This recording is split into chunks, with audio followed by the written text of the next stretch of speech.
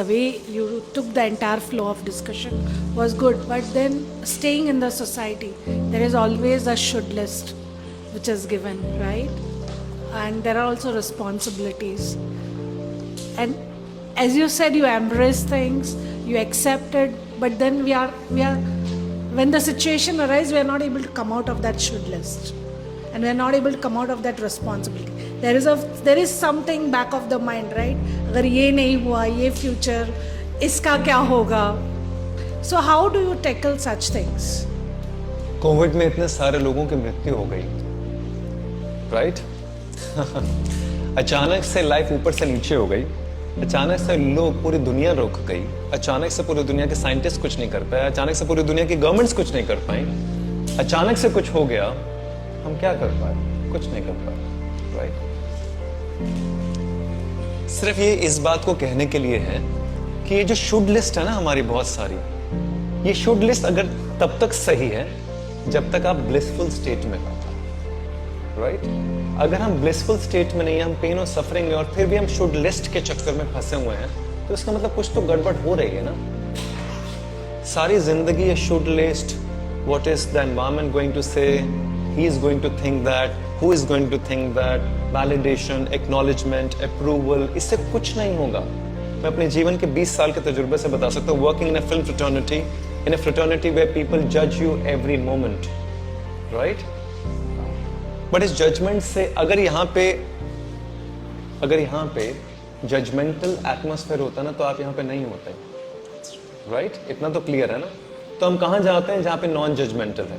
Non judgemental शुरू कहाँ से होता है? हमारे आप से। तो सब चीजें हमारे अंदर ही तो हैं।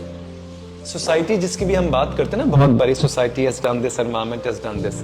What is society? Let's understand this. Society is your चाचा मामा ताया this, इनके चाचा मामा ताया this, इनके, यही तो है सोसाइटी। और कौन लोग हैं सोसाइटी में? कोई एलियंस थोड़ा ना है, आप ही के तो लोग हैं, आप ही के परिवार के हिस्से के लोग ही सोसाइटी हैं।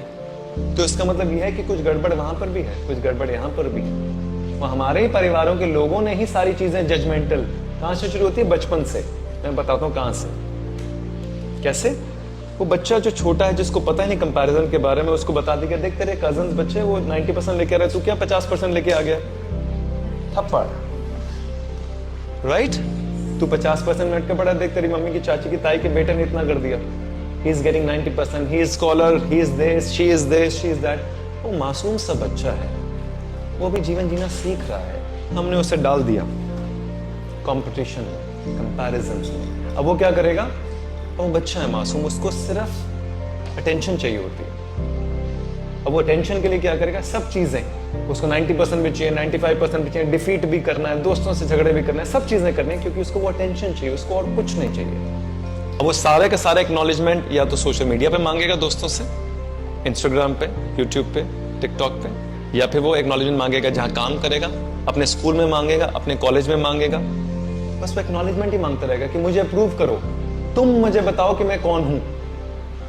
वो कहता है ना, वो रणवीर सिंह की बड़ी कमाल की लाइन है गली बॉय में, कोई दूसरा मुझको बताएगा कि अपन कौन है। ये कहता है ना, वो अपने बाप से ही कहता है कि अपन को नहीं जानना है, कि दूसरा मुझे नहीं बताएगा कि अपन कौन है, अपन बताएगा कि अपन कौन है। Exactly the same thing, you have to decide who you are.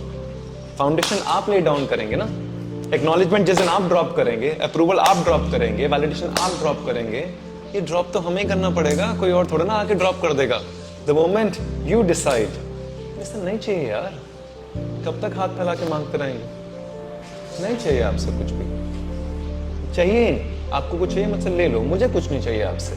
Responsibilities, should list, जितना मैंने समझा इतने 20 सालों में, आप जितना मर्जी कर लें, कमी हमेशा रह जाएगी, है कि नहीं? आप जितना मर्जी कर लें, तब भी कमी रह जाएगी कि नहीं, ये कमी रह गई, तो फिर कोई पॉइंट नहीं है ना। फिर जितना करना है उतना करें, कुछ अपने लिए भी सोचें, कुछ अपने लिए भी करें,